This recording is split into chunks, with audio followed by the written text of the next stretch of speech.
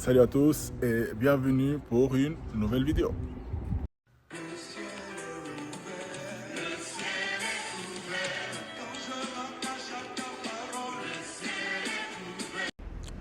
Alors aujourd'hui, contenu un peu différent parce que je suis assis.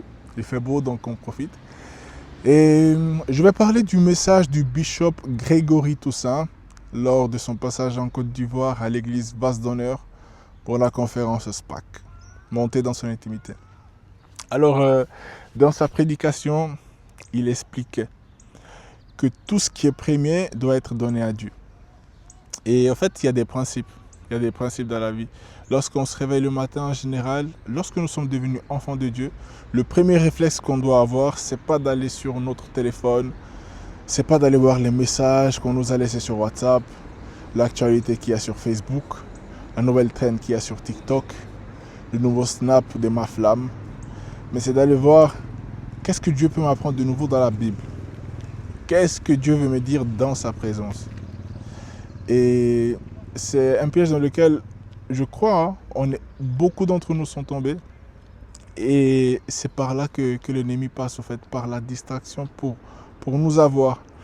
Parce que le diable, c'est que si notre prémisse n'a pas été donnée à Dieu, toute notre journée ne sera pas conduite par l'esprit, elle ne sera pas productive. Alors moi, je vous pose une question cœur à cœur. Combien de fois, après avoir commencé votre journée loin de Dieu, donc proche de votre téléphone ou proche de votre distraction, vous avez senti une petite culpabilité parce que vous vous êtes dit ah, j'aurais dû quand même passer du temps à prier, j'ai pas même lu la Bible, ah vraiment, j'ai pas passé assez de temps avec Dieu, Seigneur pardonne-moi. Ça nous arrivait au début, mais une fois qu'on a répété plusieurs fois la même chose, au bout d'un moment on s'est dit ah Seigneur, tranquille, j'ai oublié de prier, je vais prier dans le train. Moi personnellement, quand j'étais plus jeune, au début j'étais touché et par la suite je me disais ah mais c'est bon, je vais prier dans le bus. Donc je commençais à décaler mon réveil. Au lieu de le laisser à 5 heures, je le mettais à 6 heures, 6h15. Et puis je me disais c'est bon, il y a 30 minutes de bus, je prie 2 minutes et puis la journée elle est tranquille. Et par rapport à ça, en tout cas pour l'avoir vécu, c'est un piège. Et c'est un piège qui vise à t'assoupir en fait. Et lorsqu'un soldat est endormi, c'est plus facile de le tuer. Et c'est vraiment le but de l'ennemi lorsqu'il met toutes ces distractions autour de nous. Donc moi je voulais vraiment mettre le focus sur tout ce qui est premier qu'on doit donner à Dieu, mais dans le réveil surtout. En particulier dans ton réveil, parce que c'est là, en fait c'est le déclencheur de ta journée. La manière dont tu te réveilles et dont tu planifies ta première heure de la journée va déterminer la suite de la journée. Si tu te réveilles et que tu passes 1 heure sur Instagram en train d'entendre ce qui s'est dit, ou 1 heure sur YouTube en train d'écouter le dernier débrief de football, au lieu de passer 1 heure dans la présence de Dieu, fermer la bouche de tes pensées et disposer ton cœur à entendre la voix de Dieu avec des adorations et en priant, ta journée ne sera pas la même. Tu peux avoir une journée extraordinaire en passant juste 1 heure dans la présence de Dieu, en l'écoutant, en priant et en méditant. Ou tu peux avoir une journée qui peut se révéler catastrophique parce que tu n'as pas pris le temps d'honorer Dieu et de lui donner ce qui lui appartient. Et il y a dans le livre de mon père, l'apôtre Mohamed Sanogo, sur la fidélité, il explique qu'il faut, pour avoir sa propre richesse, il faut être fidèle dans les richesses injustes, donc dans ce qui appartient à autrui, et fidèle dans les petites choses. Alors, dans les 24 heures que Dieu te donne, elles ne sont pas toutes à toi. Il y a les heures de ton sommeil. On va faire, par exemple, on enlève 7 heures de sommeil. Dans les 17 heures qui restent, on va dire qu'il y a 10 heures qui appartiennent à ton employeur parce que le temps que tu te lèves, que tu te laves, que tu ailles au boulot, que tu reviennes, ça fait 10 heures. Donc ça fait déjà 17 heures qui sont parties. Après, il y a le temps qu'il te faut pour cuisiner, pour te doucher, pour te détendre. Ça fait 1 ou 2 heures. Et après, il y a d'autres obligations que tu as. Donc rien que le temps que tu as ne t'appartient pas entièrement. Ça, c'est un fait. Prenons l'exemple des parents.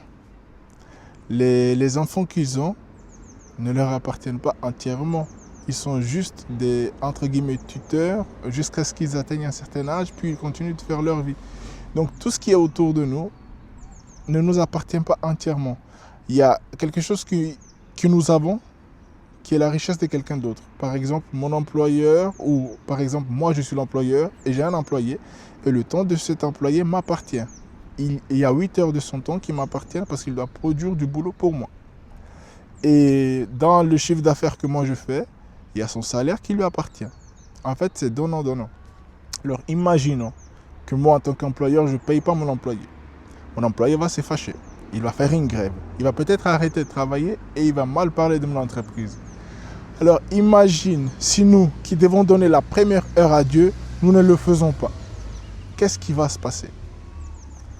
Alors, au travers de cet exemple que le Saint-Esprit me donne, parce que ce n'est pas de mon intelligence que je parle, j'invite tout le monde, et moi y compris, à donner ce qui est premier à Dieu, à avoir notre première pensée pour Jésus, à avoir notre première parole pour Jésus, à méditer sur Dieu, à discuter avec Dieu, à demander à Dieu, donne-moi la sagesse qu'il faut pour comprendre ton intelligence, ou avoir quelque chose que tu as dans le cœur, ce à quoi tu aspires dans tes prières. Seigneur, j'aimerais être plus doux, j'aimerais être plus excellent, j'aimerais être moins négligent, j'aimerais être plus patient, j'aimerais du travail, j'aimerais me marier. Mais une pensée à Dieu, ça c'est le premier niveau. Le deuxième niveau, c'est une pensée qui s'intéresse vraiment à Jésus. Jésus, quel est ton fardeau? Qu'est-ce que je peux faire pour toi dans cette ville? Est-ce que il y a des âmes que je peux aller évangéliser? Est-ce que je peux me lever pour toi? Ou est-ce que tu veux que je me lève? Ça, c'est le niveau d'intimité supérieur. Et c'est le niveau d'intimité, au fait, que tu as lorsque tu aimes quelqu'un pour qui il est et pas pour ce qu'il te donne. Quand tu aimes quelqu'un et tu sais qu'il aime des croissants avec du lait au chocolat, tu te lèves, tu vas les chercher pendant qu'il se repose et à son réveil, il a son petit déjeuner de rêve. Tu sais que Dieu aime qu'on aille gagner les âmes parce qu'il le dit dans la Bible, dans Matthieu 28, je crois verset 19, allez et faites de toutes les nations des disciples. Et à cela, je veux même ajouter le verset de 1 Timothée 4, et je n'ai pas la ref exacte, qui dit « Sois un modèle, en foi, en pureté ». Donc, nous ne sommes pas déjà trop vieux, nous devons être des exemples et nous devons faire plaisir à celui qui nous aime. Pour monter dans l'intimité de quelqu'un, il faut faire ce qui lui fait plaisir. Je pense qu'on ne montera jamais dans l'intimité de quelqu'un en faisant ce que la personne n'aime pas. Alors, pour toucher le cœur de quelqu'un, fais ce que la personne aime. Et Jésus aime qu'on aille gagner des âmes. Et Jésus aime qu'on est disponible pour lui. Alors, pour monter dans son intimité, voilà ce que je dirais. Attention, le matin, c'est très déterminant. Le matin, c'est le prémisse de ta journée. Et ce prémisse doit appartenir à Jésus. Tu dois lui donner ce prémisse afin que ta journée soit bénie. Tu dois lui donner le prémisse de ta semaine afin que ta semaine soit bénie. Tu dois lui donner le prémisse de ton mois afin que ton mois soit béni. Tu dois lui donner le prémisse de ton année afin que ton année soit bénie. Tu dois lui donner le prémisse de ton mariage, de tes enfants, de ta voiture, de tout ce que tu possèdes. Sur ce, que Dieu te garde.